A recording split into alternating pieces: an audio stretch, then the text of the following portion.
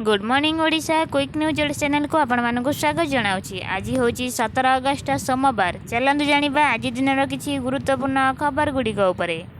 Odisha police को मिली नुआ कार्यनिर्वाही DGP 1993 बैचर IPS अधिकारी विनोद मिश्र कटक स्थित राज्य पुलिस मुख्यालय में पूर्वतन डीजीपी जोगेश बहादुर खुरानिया अतिरिक्त दायित्व ग्रहण करिसेंती। दायित्व ग्रहण पर गार्ड ऑफ ऑनर प्रदान कराइला पर से शहीद स्मृति स्तंभ में पुष्पमाल्य अर्पण कर शहीद मानक श्रद्धांजलि जनाइथिले।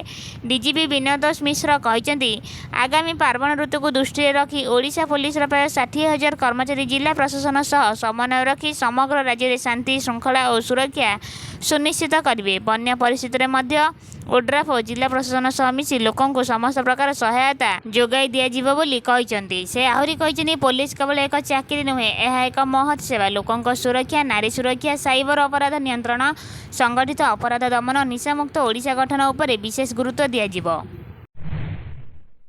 बंगोपसागर में सृष्टि होता लघुचाप क्षेत्र अधिक घनीभूत हो स्पष्ट चिन्हित लघुचाप परिणत होती।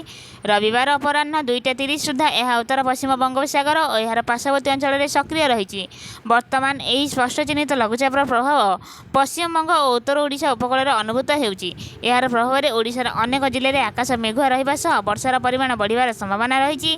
प्रबल वर्षा को दृष्टि रखी केन्दुझर जिलापाल सोमवार समस्त सरकारी बेसरकारी स्कूल और अंगनवाड़ी केन्द्र बंद घोषणा कर। सेहीपरि जोड़ा ब्लॉक रे हेबाकु थिबा अभियोग शुणाणी को मध्य स्थगित कराଯାଇଛି। पाणीपाग विभाग सतर्क सूचना को ध्यान रखंतु।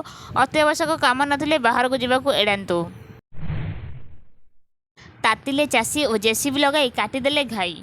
केन्द्रापड़ा जिला महाकालपड़ारे बन्या और वर्षा जल चाषी चिंता बढ़ाई देछि। जल निष्कासन न हेबारु शह शह एकर धान चाष जमी पानी रे बुड़ी रही। सूचना अनुसार महानदी में बन्या लगाण वर्षा जो 5,000 अधिक हेक्टर जमी जलमग्न होइछि।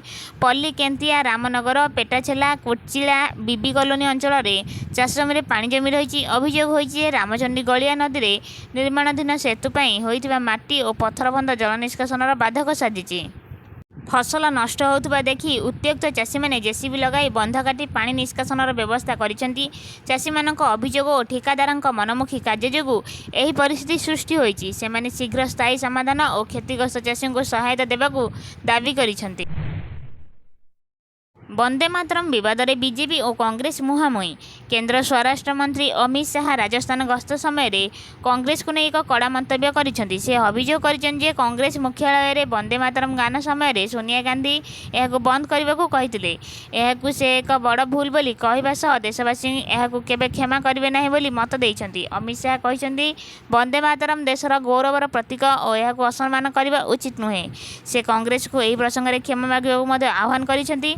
अन्य पक्षरे कांग्रेस यह अभियोग को संपूर्ण खंडन करिछि। कांग्रेसर महासचिव जयराम रमेश कहते जे वंदे मातरम संपूर्ण गीत गान कराइला। यह बंद कर कौनसी प्रयास हो नथिला। सोनिया गांधी केवल मल्लिकार्जुन खड़गे एक चेयर आने को इंगित करथिले बोली से स्पष्ट करिसेंती। एही घटना को नहीं राजनैतिक महल में चर्चा जोर धरथिबा बेले उभय दल परस्पर विरोध में अभियोग पालट अभियोग जारी रखिछंती। शाहरुख खान, अजय और टाइगर को FDA का नोटिस।